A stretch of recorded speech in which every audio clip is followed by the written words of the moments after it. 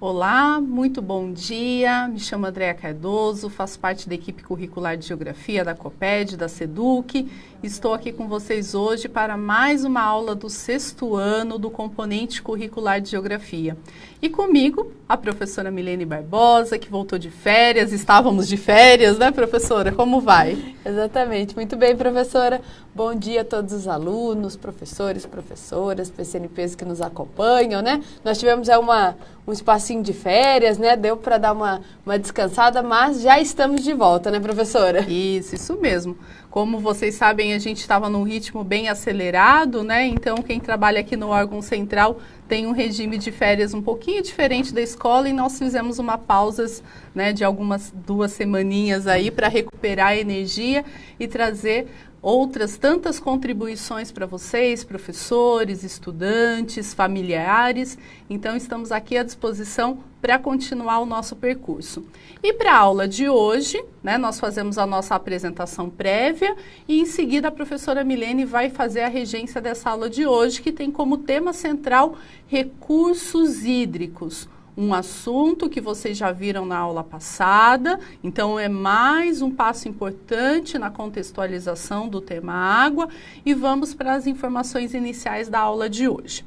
Então, como vocês sabem, a aula ela é produzida de forma colaborativa pela equipe curricular de Geografia da COPED. Então, é sempre bom lembrar, né? A gente lembra da professora Mariana, que vocês conhecem por meio dos vídeos, o nosso colaborador, o Sérgio Damiati. Então, somos uma equipe aí empenhada em trazer contribuições para vocês. E o que nós vamos estudar no dia de hoje? Então, vamos para as primeiras anotações, se possível, faça o print, registre no seu caderno, que será importante para você manter o diálogo com o seu professor. Então, acompanhe conosco na tela. Essa aula ela é do 6º ano, do 3º bimestre, e está relacionada à habilidade do currículo paulista, a 04B. E o que diz essa habilidade? Identificar os componentes da morfologia das bacias e das redes hidrográficas e analisar as relações com a cobertura vegetal, a topografia e a ocupação do solo urbano e rural. A unidade temática Conexões e Escalas e o objeto de conhecimento relações entre os componentes físicos naturais. Então, agora eu passo a palavra para a professora Milene, que vai fazer uma retomada de alguns conceitos relacionados a recursos hídricos. Então, desejo para vocês uma boa aula e lembre-se que nessa aula nós temos muitos vídeos. Então, é importante que você continue conosco, faça suas anotações e também teremos algumas atividades. E esperamos as suas contribuições no nosso chat. Então, boa aula, professora. Obrigada, professora. Então, né, dando início aí, nós estamos trabalhando uma habilidade, uma temática que já foi trabalhada aí com vocês. Vocês já viram o início, o desenvolvimento dessa habilidade com o professor Antônio, que esteve aqui, né, nesses momentos com vocês. E nós vamos só retomar um pouquinho que o professor Antônio já trabalhou com vocês. Então, ele falou um pouquinho sobre bacias hidrográficas, que nós vamos falar novamente aqui, né, na aula, o que é uma bacia hidrográfica. Nós vamos contextualizar um pouquinho mais esse conceito. Os recursos hídricos, que é importante a gente sempre pensar recursos hídricos, né? O tema da nossa aula de hoje, lembrar, né, que pelo olhar legislativo aí, os recursos hídricos nada mais é do que a parcela de água doce acessível à humanidade. Então, quando eu penso em recursos hídricos, né, é importante a gente sempre pensar que existe aí um viés, né, do lado legislativo que prevê isso, né? Isso é segundo a ANA, Agência Nacional das Águas. E quando nós pensamos em recursos hídricos, em uso da água, que vai aparecer para vocês, que é o nosso último item, nós temos que fazer uma reflexão. Como você aí, aluno, né, estudante, como que você faz a utilização desse recurso? Será que você realmente utiliza de forma consciente? Né? Nós temos que pensar que nem todos têm acesso à mesma forma. Então, se eu utilizo de forma errada, irregular, né, eu estou fazendo uso de um recurso natural de forma... né, eu tenho que pensar como usar esse recurso para que justamente não falte, para que todos tenham acesso. Então, é importante a gente fazer essa reflexão, né? E o que você, quanto aluno, comunidade? O que você faz no seu dia a dia? Existe uma conscientização? Quando tem uma torneirinha pingando lá em casa, vocês chegam e comentam, mãe, olha, tá pingando a torneira. Vocês têm esse cuidado? E o mais importante, né, professora, será que toma banho aí naqueles minutinhos só? A gente sabe que tem alunos que gostam de ficar 10, 15, 20, meia hora aí no chuveiro. Não é legal, nem faz bem para a pele, né? Porque geralmente põe ali muito quente, né? A água do chuveiro muito quente. Então é importante a gente pensar, né? Fazer essa reflexão. Esse é o momento de reflexão, vamos, né? Cada um aí vai fazer a sua reflexão. Será que está utilizando de forma correta? Né? Fica aí para vocês essa deixa. E agora nós vamos para o momento de sondagem. A professora André vai fazer a leitura com vocês dessas questões. Isso mesmo, professor. Então, são 2 questões que você vai registrar a sua dúvida, a sua contribuição no nosso chat. Então, vamos ler juntos agora as 2 questões que aparecem para vocês na tela. A primeira questão: o que são bacias hidrográficas? Segunda questão: na sua cidade, tem algum recurso hídrico, um rio, por exemplo? Em caso afirmativo, como ele se chama? E qual a importância dele para a população local? Então, participe conosco, né? O nosso chat vai estar aberto a partir de agora. Traga suas contribuições e lembre-se de numerar a sua resposta para a questão 1 e para a questão 2. Voltaremos em instantes.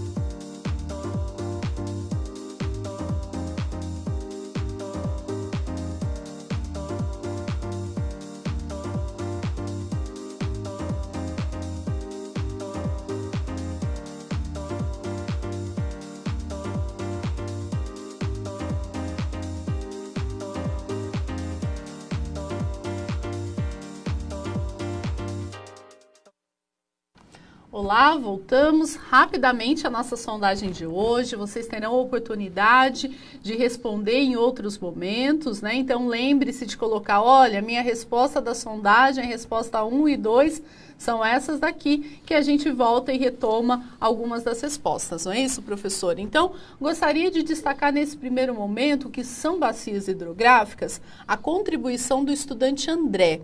Ele diz que é uma área ou região de drenagem de um rio principal e seus afluentes. Para a questão 2, né, a localização de um recurso hídrico, por exemplo, um rio na sua cidade, a gente tem a participação do Miguel, que ele citou o rio Tietê. Muito bem, nossa, inclusive esse aluno André, parabéns, né? Estava aí ligado nas aulas, isso mesmo. E agora, até para a gente contextualizar o que são bacias hidrográficas, nós temos um vídeo, né, professora, já na sequência, para a gente poder entender essa dinâmica. Isso, como nós alertamos nessa aula, nós temos 4 vídeos, então é importante que você anote as ideias principais, né, que fique atento às orientações de cada vídeo. E para começar, a gente vai trabalhar com um vídeo que se chama O que são bacias hidrográficas. É um vídeo de aproximadamente 2 minutos e 51. Ele foi elaborado pelo Comitê de Bacia Hidrográfica do PCJ, que é um comitê da região de Campinas, e ele é muito didático, é uma animação, né, professora, que traz contribuições importantes para você entender desse conceito tão importante para todos nós. Então, acompanhe e voltamos em instantes. Você já notou que tudo na vida se dá através de um caminho? Passamos a vida decidindo preto ou branco, esquerda ou direita, aqui ou ali. E se na vida tivéssemos um só caminho, um só sentido a percorrer? Esta é a realidade da água na superfície da Terra. Ela está distribuída nas bacias hidrográficas. Mas enfim, o que é uma bacia hidrográfica? A bacia hidrográfica pode ser entendida como uma área em que as águas, provenientes das chuvas, das montanhas, dos aquíferos e de rios, convergem em direção a um corpo d'água em comum, até chegar ao mar. As bacias hidrográficas podem ser representadas em diferentes escalas e proporções. Se considerarmos uma escala macro, temos no Brasil 12 grandes regiões hidrográficas, as quais são formadas por bacias hidrográficas menores. A região hidrográfica do Paraná, por exemplo, é formada por 6 bacias menores com território em 7 estados. Na região hidrográfica do Paraná, encontra-se a bacia hidrográfica do Rio Tietê. E na bacia hidrográfica do Rio Tietê, encontram-se as bacias hidrográficas dos rios Piracicaba, Capivari e Jundiaí, popularmente conhecidas como bacias PCJ. Esta região tem uma área total de 15.377 km², o que equivale a mais de 2 vezes o território do Distrito Federal, e estão localizadas entre 2 estados, São Paulo e Minas Gerais. São cerca de 92% no estado de São Paulo e 8% em Minas Gerais. Todo este território abriga em torno de 5,6 milhões de habitantes, o que equivale aproximadamente a 12% da população do estado de São Paulo. Nós estamos acostumados a ouvir que o Brasil tem a maior reserva de água do mundo, que este é um recurso abundante.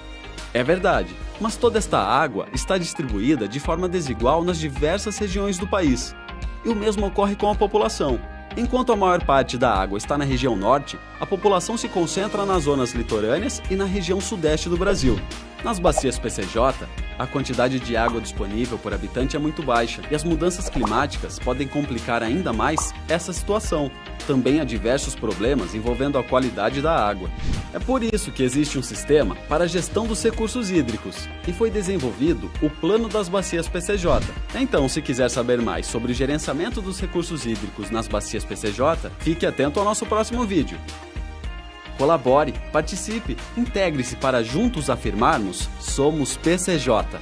Para mais informações, acesse nossos sites agência.baciaspcj.org.br e comitêspcj.org.br. Olá, voltamos, né? Vocês assistiram um vídeo do PCJ, então nosso muito obrigada aí pela produção desse vídeo e oportunizar que tantos jovens conheçam um pouco mais sobre as bacias hidrográficas. E aí, professora, observando aqui também no nosso chat, eu encontrei mais 3 contribuições que são muito interessantes. O Alexandre, ele destacou que na região dele tem o Rio Peixe. Já o professor Mariano, ele destacou Floreal, na bacia hidrográfica do Rio São José dos Dourados, e o Pedro Henrique, ele destacou o Rio Sorocaba. Legal, né? Bacana, inclusive, porque os alunos que estão ali, né, no chat, colocando suas respostas, é bacana que às vezes um aluno coloca um rio e fala, opa, esse é o mesmo rio que passa aqui na minha cidade. Então é bacana, né, ter essa dinâmica. E já na sequência nós vamos para um vídeo super bacana, que é um vídeo da Embrapa, né, professora? Isso mesmo. O nome do vídeo é Caminho das Águas, as Bacias Hidrográficas. Ele é um vídeo um pouquinho mais longo do que a gente acabou de assistir. Ele tem em torno de 7 minutos e 37. Então, mais uma vez, fiquem atentos e atentas às explicações do vídeo, às ideias principais e façam as suas anotações. Voltamos daqui a pouco.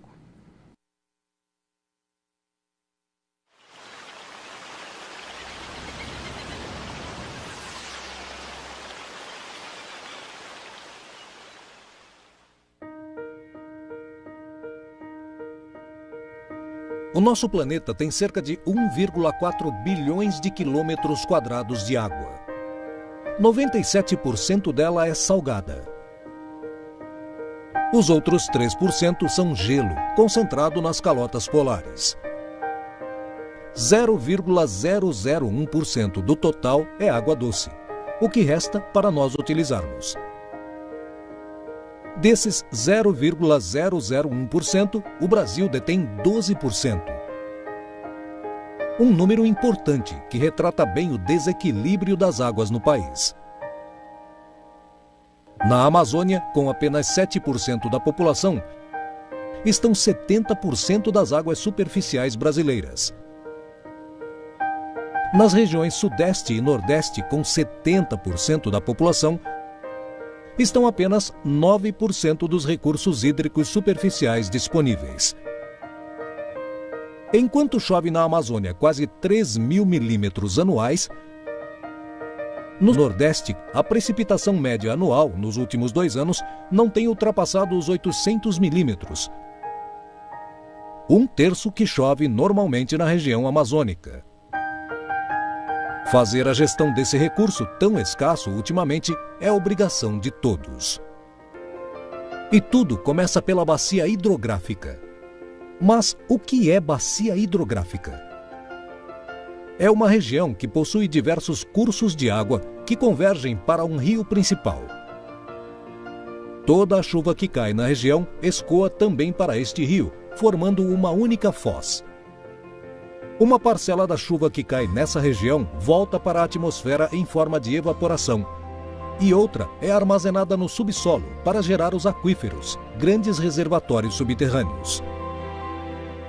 São 12 regiões hidrográficas espalhadas pelo território nacional. São elas que irrigam e espalham as águas por todos os cantos do país. E o melhor lugar para armazenar a água que cai da chuva é o solo. Se você faz um manejo adequado da agricultura, você mantém a água no solo. E essa água no solo, então, ela vai abastecer os mananciais na época de seca. Isso não acontece nas cidades. Sem vegetação, o asfalto, o concreto e o cimento tomam conta do cenário. Deixam a superfície impermeabilizada, não permitindo que a água das chuvas penetre e fique armazenada no solo. Então, o que fazer? Gestão de água é igual gestão de dinheiro. Ou seja, de forma didática, gerenciar uma bacia hidrográfica é como gerenciar dinheiro. O quanto temos são as águas superficiais e subterrâneas que existem na bacia. O quanto gastamos são as águas utilizadas pela cidade ou pelo campo. O quanto ganhamos são as águas da chuva que caem. Mas como saber o que estamos ganhando? Com o pluviômetro, você mede a quantidade de chuva que está entrando. Somando com o que choveu mais a água que está disponível no subsolo, você fica sabendo o quanto poderá gastar. Mas como saber o que estamos gastando? Para fins agrícolas, é medir a água evapotranspirada pela planta. A evapotranspiração é a soma da água que evapora do solo com a transpiração da planta. Pode ser medida de forma muito simples, através desse equipamento. Assim, sabe-se o quanto está gastando. Basicamente, ele mede velocidade do vento, radiação solar, umidade relativa e, com isso, você calcula a evapotranspiração de referência. Com essas informações, velocidade do vento, radiação solar e umidade relativa do ar, você calcula o quanto está sendo gasto de água. Isso permite gerenciar o que pode ou não ser retirado da bacia. Como medir o que temos? As águas superficiais são medidas com pluviômetros. As águas subterrâneas são medidas de forma diferente. E esta é uma das formas de medir o que está no subsolo. Neste caso, vem um técnico com uma trena e ele mede a profundidade desse lençol freático. Essas informações auxiliam na tomada de decisão, ou seja, quanto se poderá retirar e, assim, gerenciar as águas de uma bacia hidrográfica. Se você conhece quanto você ganha, quanto você gasta, o que você tem, você pode gerenciar a sua vida e seu dinheiro. De forma simples, é isso. A história do desenvolvimento do país passa pelos seus rios. Eles foram caminhos naturais para a ocupação territorial, integração e demarcação do espaço geográfico que define o nosso país. O país começou a perceber que a sobrevivência da nação está condicionada às medidas de conservação e preservação dos seus rios. Cuidar dos rios é cuidar da água. E cuidar da água é cuidar para que a nossa civilização tenha sustentabilidade.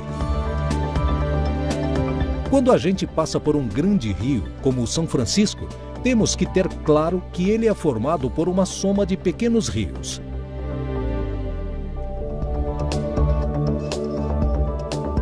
Então esse córrego Buriti Vermelho, ele deságua no Rio Estreito, do Rio Estreito vai para o Preto para o Paracatu e o Paracatu para o Grande São Francisco. Os pesquisadores da Embrapa estudam essa nascente. Fazem medições da água superficial dessa bacia, aqui em Planaltina. Esse equipamento acompanha e registra a cada 5 minutos a variação do nível da água do córrego Buriti Vermelho. E com essa informação a gente consegue planejar o uso da água nessa bacia, o quanto de água que pode ser utilizada na irrigação. Conseguimos também usar nos modelos hidrológicos para fazer simulação em outras bacias. Então é aqui que a gente tem que fazer o nosso gerenciamento, é aqui que a gente tem que cuidar da água. E a produção de alimento passa por isso. Não podemos esquecer esse nexo: água, agricultura e energia. Cuidar do manancial significa fazer uma boa gestão da água. E gestão da água é possibilitar que todos os públicos tenham acesso a ela de maneira igualitária. É responsabilidade nossa da pesquisa agropecuária garantirmos um uso seguro, inteligente e sustentável desse recurso tão crítico para o nosso presente e para o nosso futuro.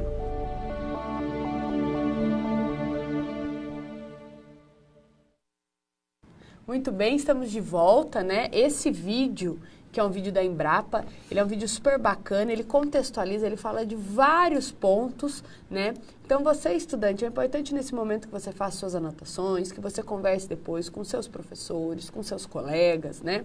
Discuta aí esses diversos temas que apareceram aí no vídeo. E eu vou deixar para vocês agora uma atividade complementar que vai aparecer para vocês na tela. Então olha que legal essa atividade. Ela é uma atividade que prevê aí uma pesquisa, né? Então pesquise mais sobre as bacias hidrográficas da sua região e como são gerenciadas. Veja os municípios que as compõem, né? E qual a importância desse recurso para a população local e regional. Após essa pesquisa, né, vocês podem postar aí as atividades de vocês utilizando a hashtag GEL no CMSP e também utilizar a hashtag Eu no CMSP.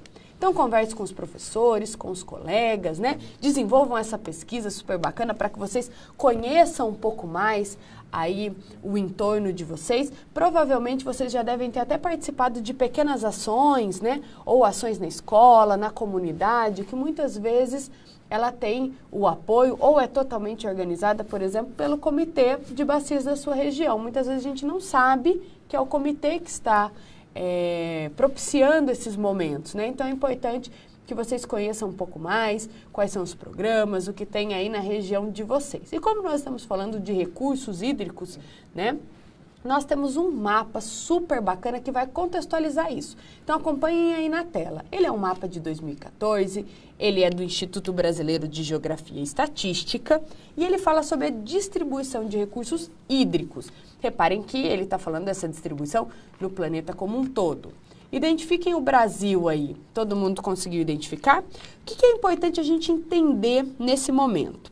Que esse mapa ele traz o nível de potencialidade em metros cúbicos por habitante ano. E, professor, o que será que é isso, né? Então, ele tá colocando para nós, num período de um ano, quantos metros cúbicos cada habitante tem, lógico, que é o nível de potencialidade. Isso não quer dizer que eu tenho 500 metros cúbicos, eu só tenho isso né, para eu ter acesso. Não é isso, é uma potencialidade, é uma média aritmética, né? E aí, quando a gente observa a legenda ao lado, fica evidente que os países que apresentam a tonalidade azul mais escura são países que têm um nível de potencialidade maior. E os países que aparecem aí numa tonalidade mais clara são países com um menor nível de potencialidade. Então, reparem o Brasil em relação ao mundo, né? O Brasil é um país que dispõe aí de recursos hídricos, é um país com grande potencialidade. Por isso, né, nós sempre batemos naquela tecla de como utilizar esses recursos hídricos, né? Da importância da valorização e da utilização.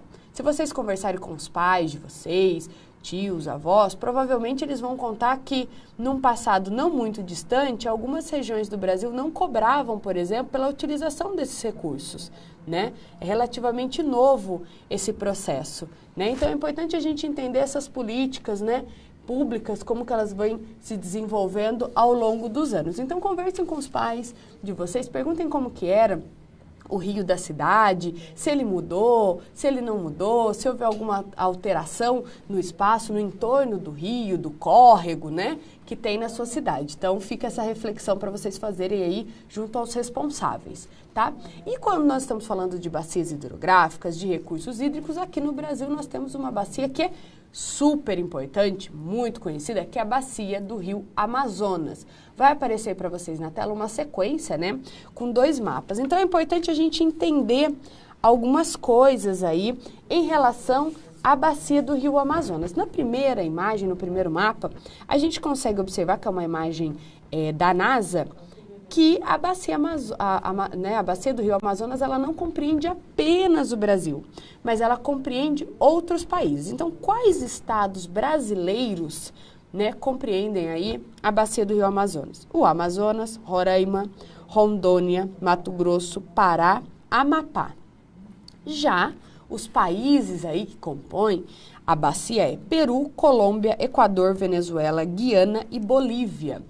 E eu trouxe justamente, né, nós vamos fazer essa discussão justamente por quê? Porque nós estamos falando de um rio, né, de uma bacia que é justamente composta por demais países. Então, quando nós falamos disso, nós temos uma responsabilidade muito grande. Por quê? As políticas hídricas peruanas, por exemplo, elas vão interferir aqui no Brasil, porque essa água, esse recurso, ele vem, por exemplo, eu estou pegando um caso específico, estou pegando, né, as políticas peruanas para a gente fazer uma rápida análise aqui, mas eu poderia pegar, sei lá, Venezuela, outro país. Mas só para a gente entender, a forma como o país X ou Y, ele utiliza, ele trabalha com esses recursos é muito importante, porque esse rio, ele passa por demais países, por demais estados, por demais cidades. Então, se a minha cidade é uma cidade em um ponto, e esse rio ele vai dar continuidade, ele vai para o oceano, ou ele vai para uma outra cidade, ou seja, outra cidade depende desse recurso, se eu não utilizo de forma consciente, se não existe um tratamento de esgoto, né, isso gera aí uma série de riscos e problemas para essa próxima cidade, estado ou país que está recebendo esse recurso. Vai aparecer para vocês na tela agora um mapa super legal que fala sobre a região hidrográfica do Amazonas, né, a maior bacia hidrográfica do mundo. Lembrando só que boa parte aí desses rios são rios navegáveis, né, o que propicia aí um desenvolvimento super importante para a região. Lembrando, né, levando em consideração que nós estamos falando de uma região de floresta, boa parte de floresta densa. Por isso que nós temos sempre que pensar na responsabilidade dos recursos hídricos e nas políticas de manutenção. E a importância aí da existência dos comitês, né, feita aí por diversas pessoas. A gente tem comunidade civil ativa, nós temos geralmente universidade, poder público, então é importante a gente entender essa dinâmica. Por isso, a importância daquela atividade complementar para que vocês pesquisem, conheçam um pouco mais sobre a bacia da região de vocês. E agora nós vamos para uma atividade que é bem legal, bem reflexiva, né, professora? Isso mesmo. Então, acompanhe conosco na tela, né, nós temos aí. Leia o título da manchete publicada no Jornal da USP, que é a Universidade de São Paulo, e feito isso, responda. Então, acho que aqui a gente pode fazer uma leitura conjunta, né, professora? Qual é essa manchete? É uma reportagem publicada no Jornal da USP em 4/8, agora de 2020, e ela tem como destaque: desmatamento aumenta ambientes de água parada e afeta a biodiversidade na Amazônia. Então, a partir dessa manchete, você vai responder no nosso chat, ou a sua dúvida, a sua contribuição, quais os impactos podem ser causados nas bacias hidrográficas com o desmatamento? Então, nós temos aí alguns instantes para você registrar a sua contribuição. Voltamos já.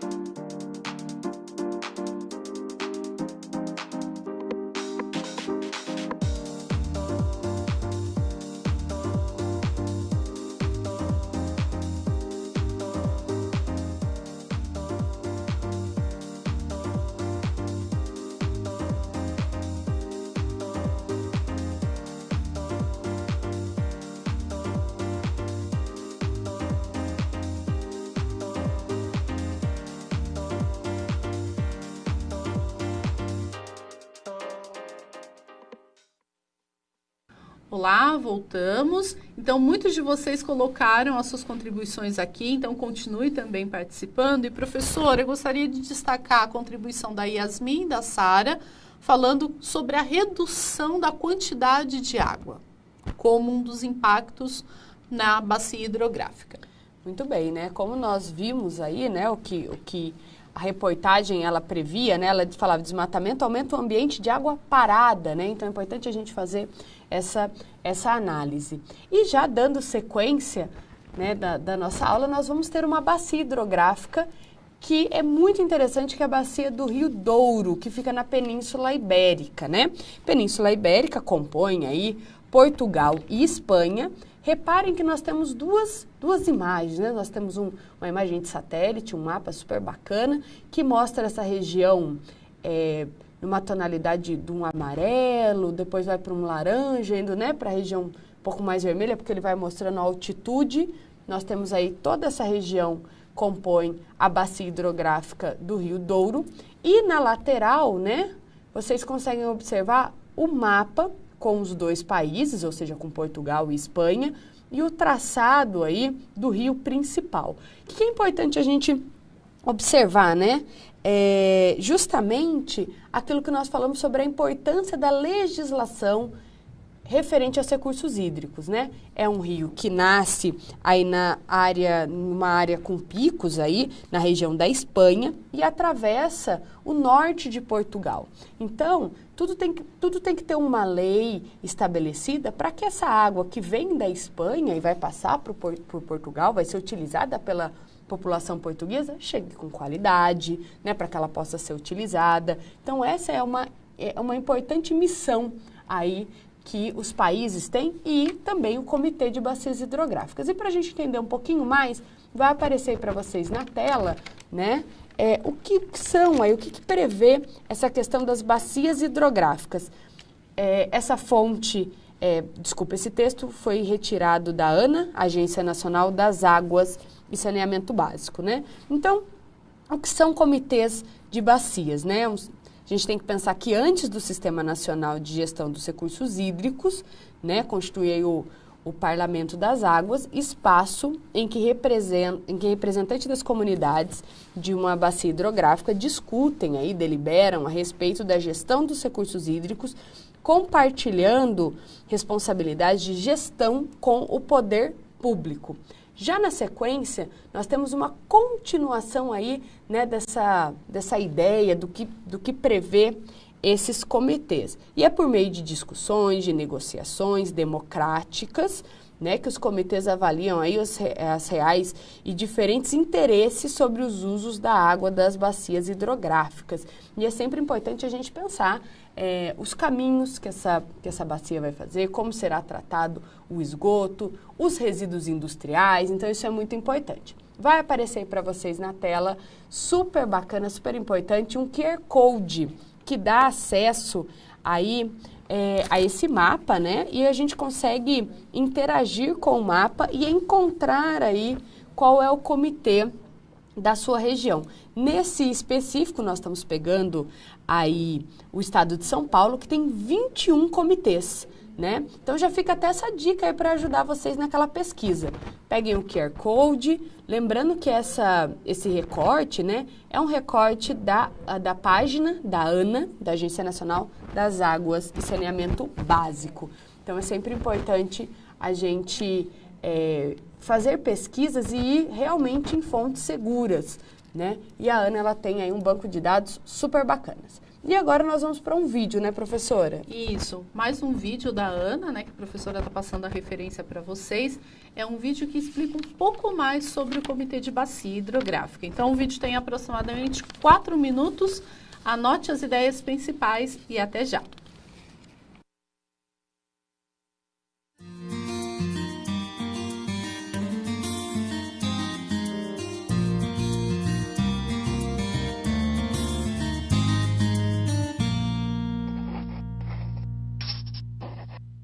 Comitê de Bacia Hidrográfica. O que é e o que faz? A água doce é um bem importante para todos os seres vivos, sejam pessoas, animais ou plantas, que necessitam dela para viver. Além disso, é essencial para a geração de energia, processos industriais, produção de alimentos, no transporte de cargas e pessoas, na pesca, seja por lazer, para subsistência ou industrial, e no saneamento básico. Enfim, em toda parte e a toda hora, a água é fundamental para o conforto e sobrevivência de todos no planeta. Por isso, é necessário garantir todos os usos e, ainda mais, cuidar da conservação do meio ambiente. Tudo que se relaciona à água e aos seus diferentes usos envolve grupos de pessoas cujos interesses devem ser respeitados. Todos veem e utilizam a água de uma maneira. São objetivos, necessidades e expectativas muito diferentes e importantes. E as ações de cada um podem afetar todos os demais. Para entender melhor como isso acontece, é essencial primeiro aprender o que são bacias hidrográficas. Uma bacia hidrográfica é uma região que compreende diversos cursos d'água que convergem para um rio principal, cujas águas são despejadas por uma única foz. Parte da água da chuva que cai nessa região escoa para os leitos dos rios, outra parcela volta para a atmosfera por evaporação, e outra ainda é armazenada no subsolo para formar os aquíferos, que são grandes reservatórios subterrâneos. O ser humano está presente nesse cenário com todas as suas atividades, utilizando a água de diversas maneiras e despejando resíduos em vários pontos dessa bacia. Assim, muito mais que um sistema natural de águas, uma bacia hidrográfica é um grande sistema social, econômico e ambiental. E as soluções para o melhor aproveitamento e para a preservação desse grande bem comum têm que ser encontradas de forma coletiva e participativa. Os comitês de bacias hidrográficas. Os comitês de bacias hidrográficas são locais de discussão e decisão que reúnem representantes dos usuários da água, da sociedade civil organizada e do governo. Eles devem discutir e negociar democraticamente e com transparência os diferentes interesses sobre os usos da água na bacia. Uma das principais decisões a ser tomada pelo comitê é a elaboração do Plano de Recursos Hídricos da Bacia. Um plano para os usos da água, que reúne as informações estratégicas para a gestão das águas em cada bacia hidrográfica, para manter a qualidade e quantidade desse precioso recurso para as futuras gerações. Os comitês de bacias hidrográficas têm um poder real de decisão e cumprem um papel fundamental na elaboração das políticas para a gestão de recursos hídricos. Conheça a Lei das Águas, Lei 9433 de 97. Democratizar a gestão dos recursos hídricos e compartilhar o poder de decidir. Participe de uma nova gestão das águas. Acesse www.ana.gov.br para saber mais sobre a atuação da Agência Nacional de Águas junto aos comitês de bacia hidrográfica.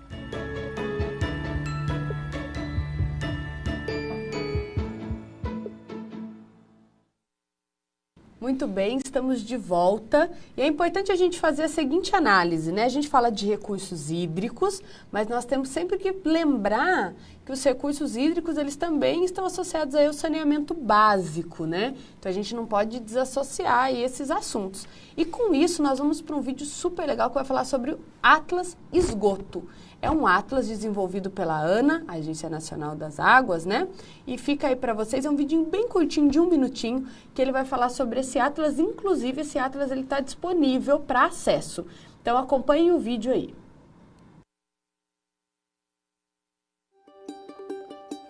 Você sabe para onde vai o esgoto brasileiro? Foi para responder essa e outras perguntas que a ANA criou o Atlas Esgotos. O Atlas Esgotos é um estudo que apresenta informações, diagnósticos e propostas de soluções para todas as cidades do país. São dados que mostram em detalhes a realidade do Brasil, onde 45% da população não tem tratamento de esgoto. Cada cidade tem a sua necessidade. A maior parte precisa de investimentos em obras, desenvolvimento institucional ou de estrutura para a gestão do tratamento de esgoto. A informação é o primeiro passo para a mudança, e essa é a principal função do Atlas Esgotos. Mas nada disso funciona sozinho. É necessário uma mudança no todo. A população precisa cobrar os órgãos competentes e o Estado deve fazer a sua parte. Tratar o esgoto é cuidar do nosso recurso mais importante, a água. Fazendo isso, a gente cuida das pessoas, da natureza e principalmente do nosso futuro. Muito bem, e agora nós estamos chegando ao fim da nossa aula, então tem aí para vocês um Para Saber Mais, né? São 3 indicações aí.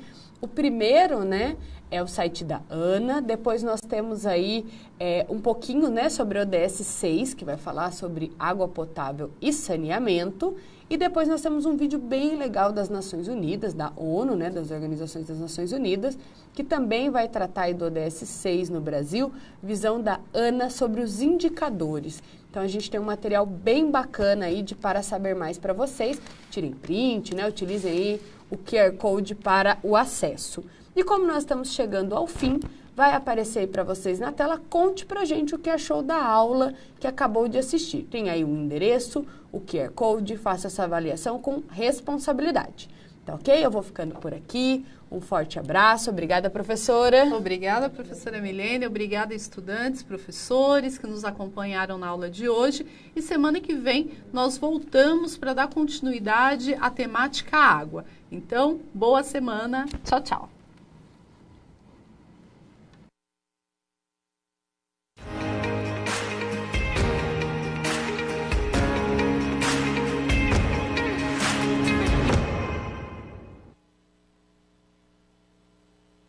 E aí, eu sou a Lia, do canal Lia Freitas, e hoje eu tô aqui a convite do Novotec para falar um pouquinho dessa novidade, que é o Novotec Expresso. Como muitos de vocês já sabem, eu faço ensino médio na ETEC, mas hoje eu vou falar do Novotec Expresso, que qualquer estudante do ensino médio pode participar, e sem vestibulinho, não é ótimo? Uau! Então se liga, o Novotec Expresso está de volta e com as inscrições abertas. Você não sabe o que é Novotec Expresso? Bom, o Novotec Expresso é uma modalidade do Novotec, que oferece cursos de qualificação profissional de forma gratuita. Nesse momento, o Expresso precisou se adaptar, e eu vou te contar as novidades. São 11 cursos de curta duração no formato de aulas semipresenciais, ou seja, terão aulas online ao vivo e também alguns encontros presenciais. São cursos que duram cerca de 3 meses, oferecidos pelas ETECs e FATECs do Centro Paula Souza. E no final, você tem um certificado garantido. Produção multimídia, fonética básica... as aulas online serão pela plataforma Microsoft Teams. Já os encontros presenciais vão seguir todos os protocolos de segurança e saúde, claro. Se você quiser saber mais, é só entrar no site do Novotec. Corre lá para fazer sua inscrição, tá esperando o quê? Tchauzinho!